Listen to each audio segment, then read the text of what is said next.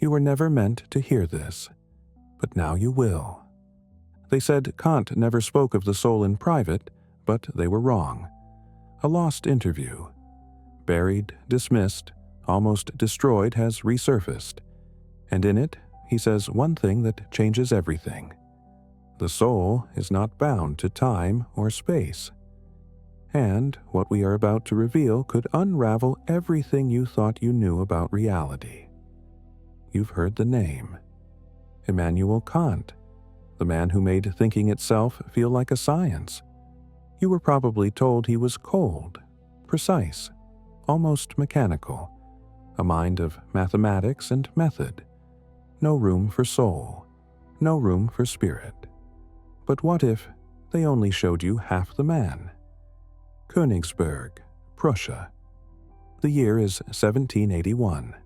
Fog rolls over cobblestone streets. Oil lamps flicker like stars trapped in glass. And in a narrow study on Prinzessinstrasse, a man sits alone at a desk. The air smells of ink and burning candle wax. The ticking of a clock punctuates silence. Kant's silence.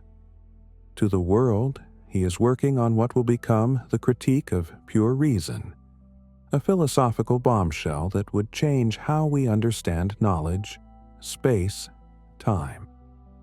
But what most people don't realize is this.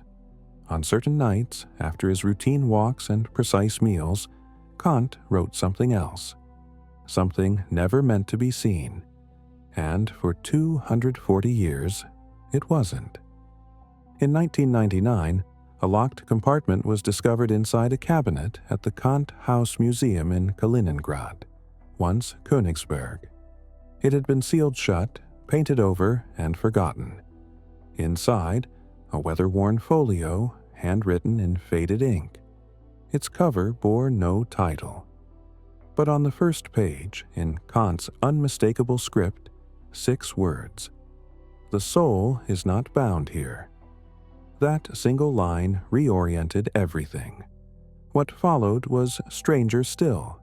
A transcript, possibly an interview or a self-dialogue, dated September 21st, 1781.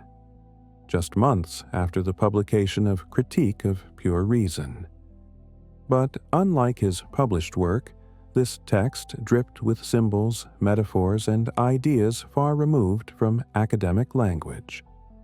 Gone was the rigid tone of the philosopher-scientist. Instead, he spoke of consciousness as a ripple from elsewhere. He called time a curtain, not a law. And most alarmingly, he spoke as though he had seen something not of this world. You were never told about this, because officially it never existed. For centuries, Kant was positioned as the antithesis of mysticism. He dissected metaphysics with a scalpel. He dismissed intuition. He gave philosophers permission to reject the soul entirely, so long as they quoted him while doing it. But here's the part that rattles the frame.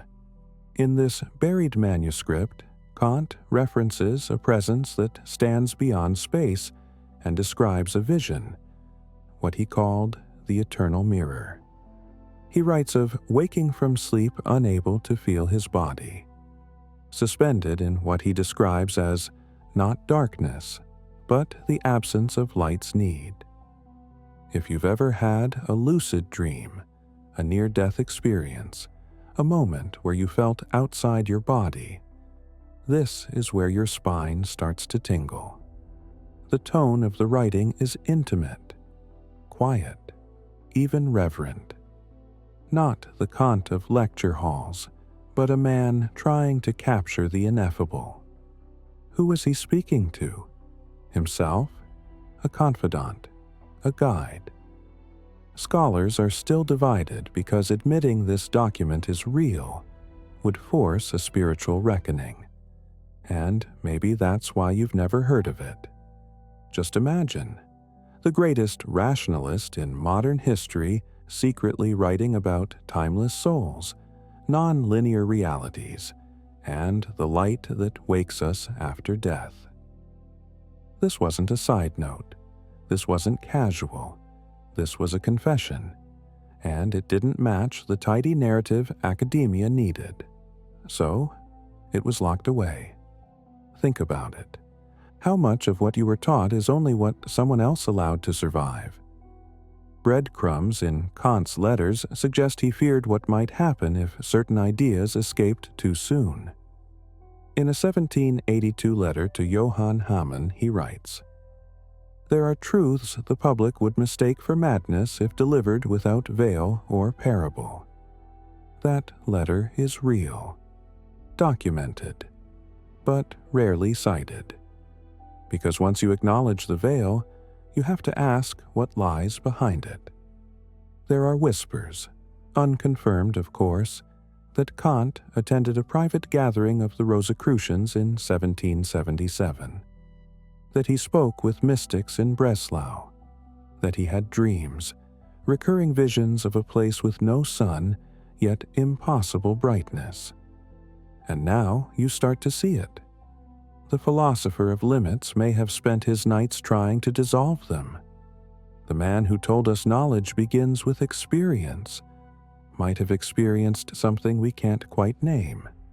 And maybe, just maybe, that's why his public work was so precise, so guarded, so meticulously bordered. It was a mask, a fortress built to protect something luminous and forbidden within. You weren't supposed to find this, but now that you have, don't look away. You've heard the textbooks, you've seen the lectures, but what if I told you there was another side to Kant, one that never made it into the light, a side buried, veiled, and almost lost forever? Here's where it begins. In 1999, during renovations of a historic building in Königsberg, now Kaliningrad, a concealed compartment was discovered behind a bookshelf. Inside lay a collection of handwritten manuscripts, one of which bore the title The Veiled Dialogue. The document, penned in Kant's distinctive handwriting, appeared to be a transcript of a private conversation between Kant and an unnamed interlocutor. The identity of the interviewer remains a mystery. Some speculate it was a close confidant, perhaps a fellow philosopher or a spiritualist with whom Kant shared his more esoteric thoughts. Others believe it was a fictional construct, a literary device Kant employed to explore ideas he couldn't openly discuss. The dialogue begins innocuously, with discussions on metaphysics and the limitations of human understanding. However, as the conversation progresses, Kant's responses become increasingly uncharacteristic of his published works. He speaks of the veil, a metaphorical barrier separating the physical world from a deeper, more profound reality. He refers to pure presence, an existence unbound by time or space, and describes our perception of time as a temporal illusion, a construct of the human mind rather than an absolute truth. These concepts starkly contrast with Kant's public assertions in Critique of Pure Reason, where he posits that while we can think of the noumenal world, things in themselves, we cannot have knowledge of it. Yet, in The Veiled Dialogue, Kant seems to suggest that through introspection and perhaps other means, one might pierce the veil and glimpse the noumenal realm. The manuscript also contains vivid descriptions of experiences that resemble what modern readers might identify as altered states of consciousness or mystical experiences. Kant describes sensations of timelessness, unity with a greater whole, and an overwhelming sense of understanding that transcends rational thought. These revelations raise profound questions. Was Kant's public philosophy a protective shell, concealing deeper beliefs he feared would be misunderstood or condemned? Did he experience moments that challenged his own doctrines, leading him to explore ideas he couldn't reconcile with his critical philosophy? How would our understanding of Kant and of philosophy itself change if these private musings were brought to light. The existence of the veiled dialogue suggests that even the most rational minds grapple with the ineffable. It challenges us to consider the limitations we place on knowledge and the possibilities that lie beyond structured thought. As you reflect on this hidden facet of Kant's intellect, ask yourself, what truths might you be veiling? What realities lie beyond the constructs you've accepted? And are you willing to peer beyond the veil to discover them? Now that we've glimpsed the hidden truths behind time itself, it's time to dive deeper, to discover what Kant called the noumenal self, the part of you that exists beyond the clock's tick and the calendar's page. What if the soul you carry isn't bound by any timeline at all? What if everything you believe about time, its constant flow, its inescapable grip, is a carefully constructed illusion? Immanuel Kant, the philosopher whose work challenged centuries of thought, declared something astonishing. Time is not real. It is a lens the human mind wears. This isn't just a metaphor or a poetic way of speaking. Kant meant that time, as you experience it, is not an external truth, but a mental framework imposed by your consciousness. It shapes your perception, but does not define ultimate reality. Few people are ever exposed to this knowledge. It is buried beneath layers of accepted dogma and academic dismissal.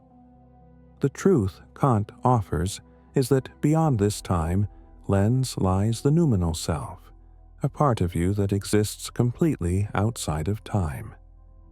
The noumenal self is the thing in itself, the essence of who you are beyond appearances and perceptions. This concept isn't part of the usual curriculum. Schools focus on facts and dates, on cause and effect, on a linear timeline. But the noumenal self defies all that. It is eternal, infinite, and unbound by beginnings or ends. What if your soul never had a starting point? What if it never will have an ending? This challenges everything. Your birth, your past, your future, all of it seems to rest on time's foundation. But what if that foundation is a veil, a filter your mind uses to make sense of the chaos? Your consciousness, the true core of your being, may dwell in a realm untouched by time. Kant's insight redefines consciousness itself. He calls time an a priori condition, meaning it is built into how you experience the world, not into the world itself. You wear time like glasses, colored lenses that tint every moment. This means your everyday experience of time is a constructed reality, a perception shaped by your mind. But beyond this filter, consciousness is something else entirely, timeless, unchanging, and eternal. Most people never hear this. The mainstream insists on a strict timeline: birth, life, death. But the noumenal self exists outside that narrative. It is the eternal observer behind the scenes, watching the play of time without ever being caught in its script.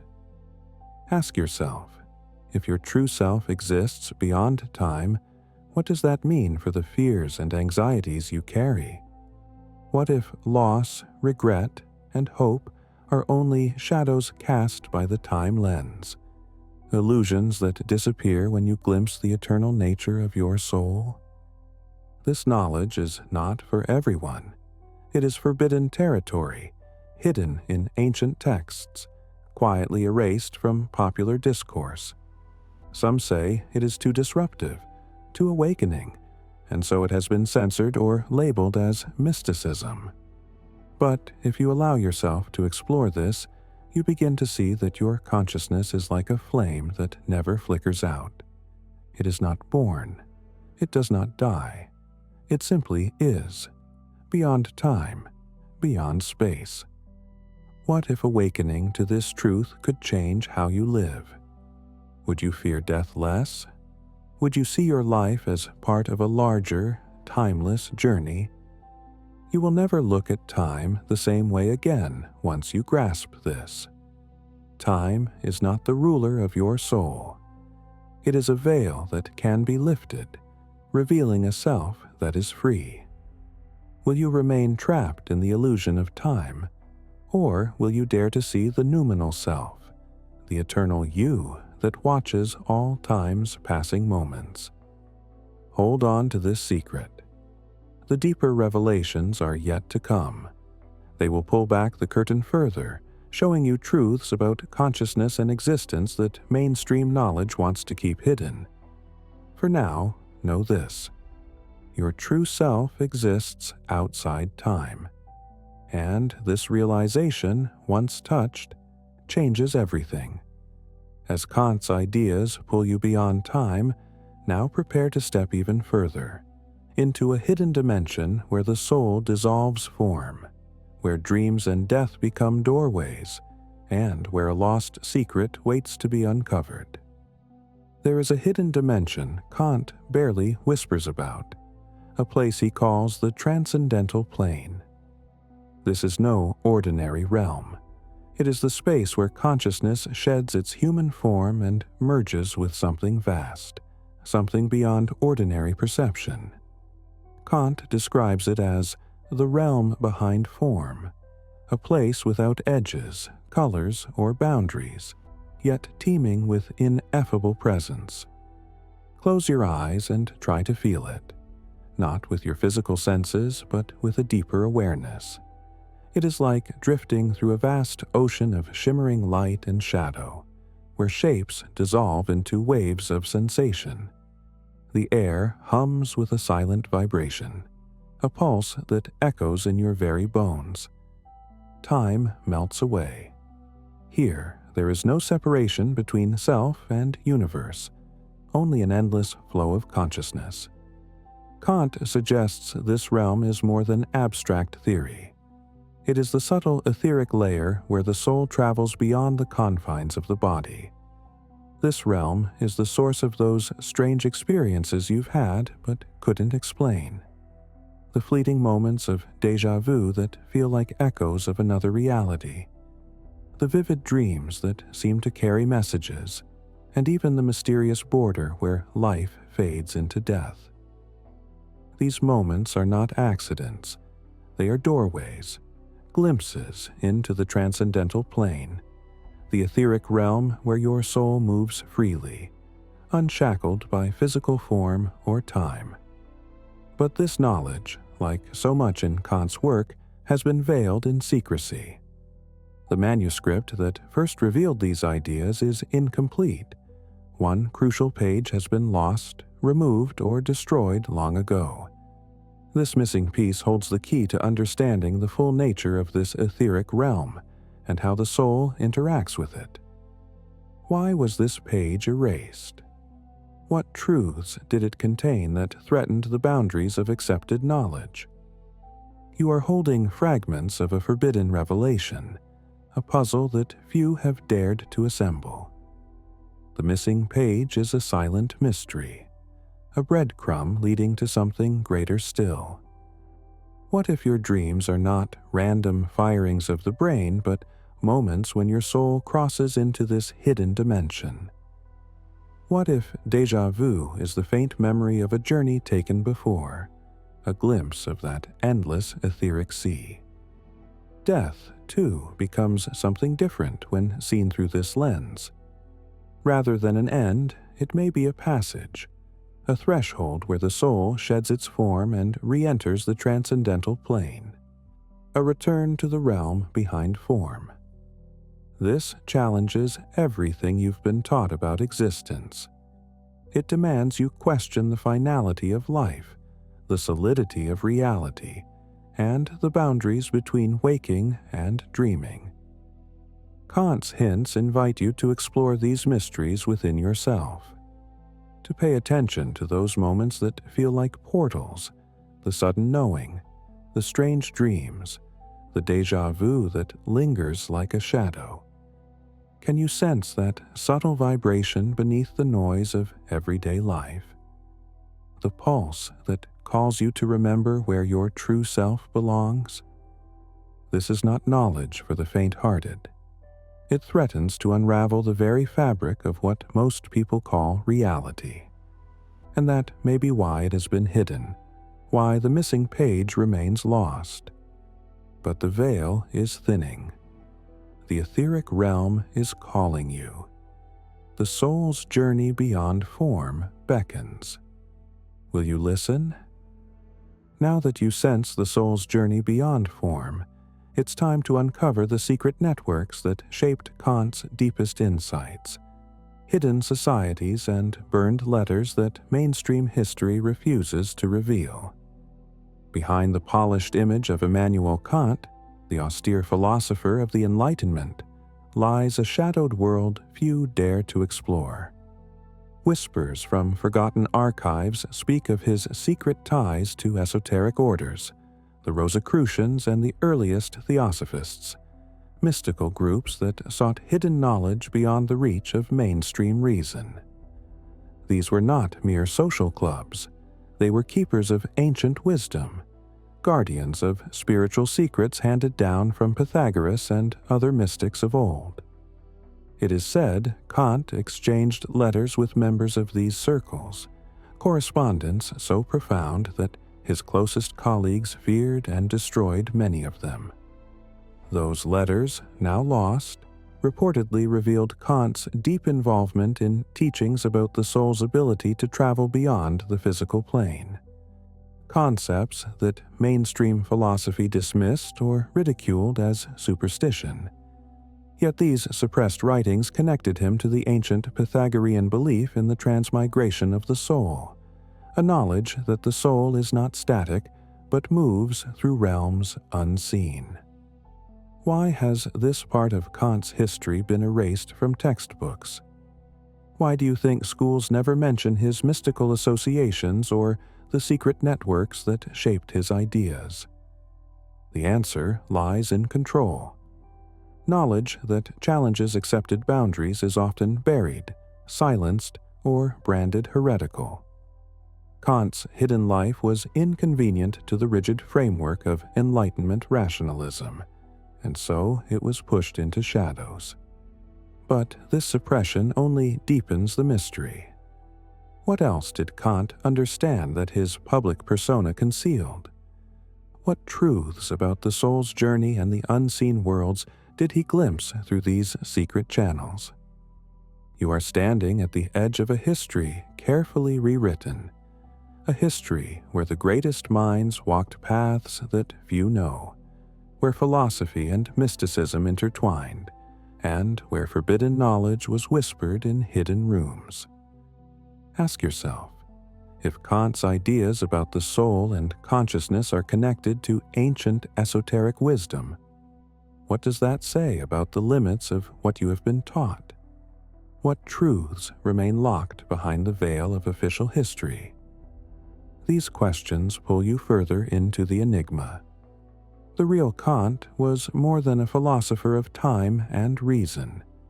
He was a seeker of hidden realms, a keeper of knowledge that could awaken those ready to see beyond the ordinary.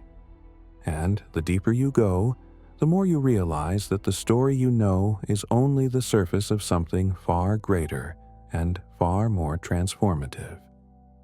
As Kant's insights deepen, prepare yourself for a warning few have heard. A message that challenges everything you believe about life, death, and the powers that bind us.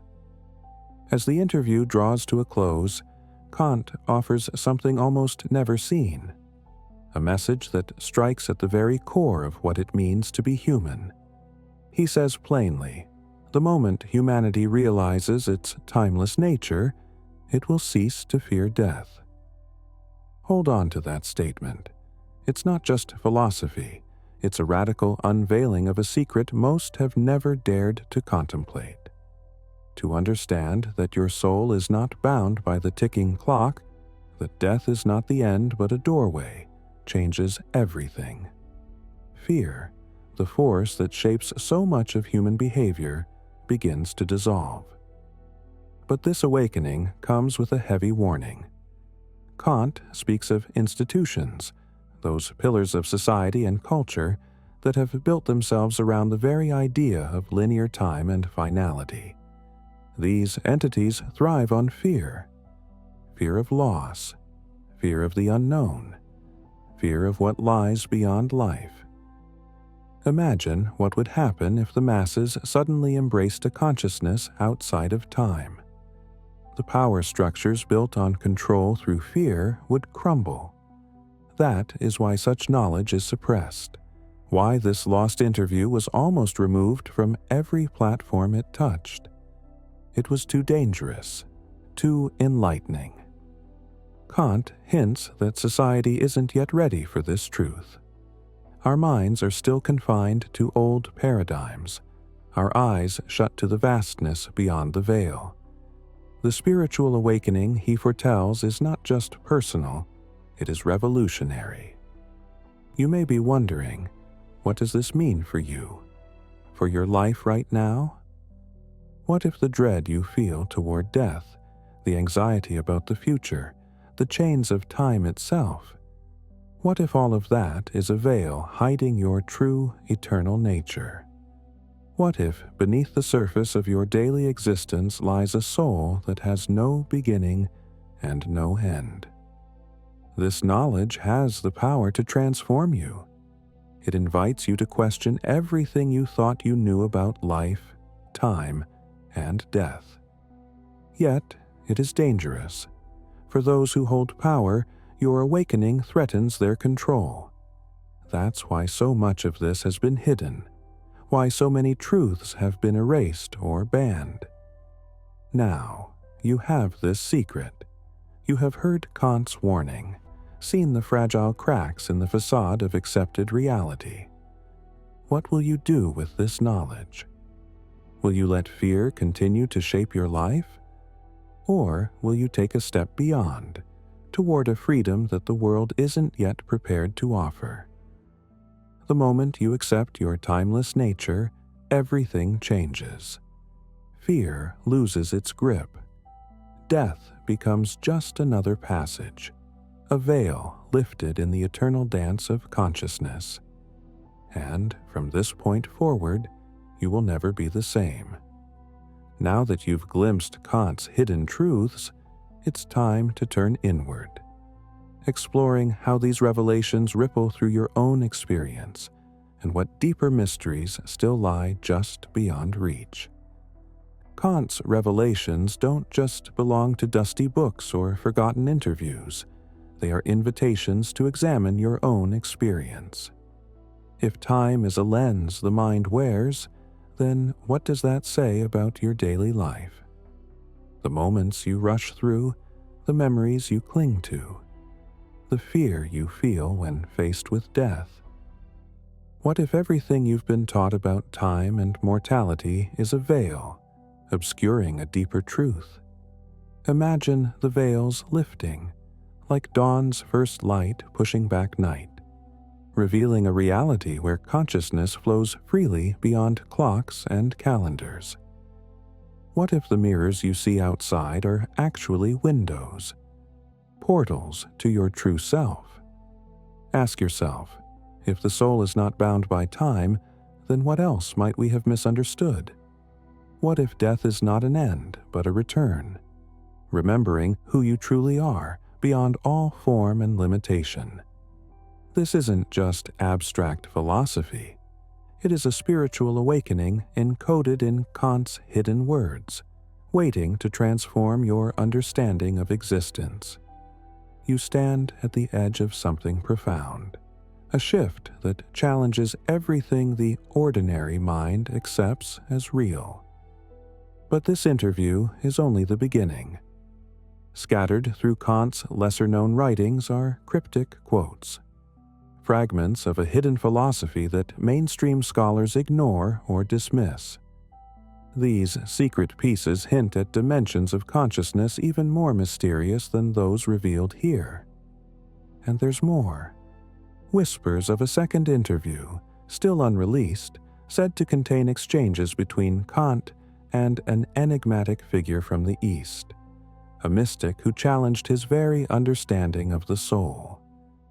That conversation could rewrite everything we think we know. In a future episode, we will explore the lost correspondences between Kant and this mystic, letters burned by time but glimpsed through shadows of history. These documents suggest a meeting of East and West philosophies that unlock profound spiritual insights. Remember this: he didn't believe in souls until he met one beyond time.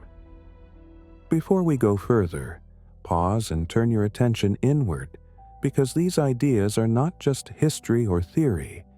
They touch something deep inside you, waiting to be awakened.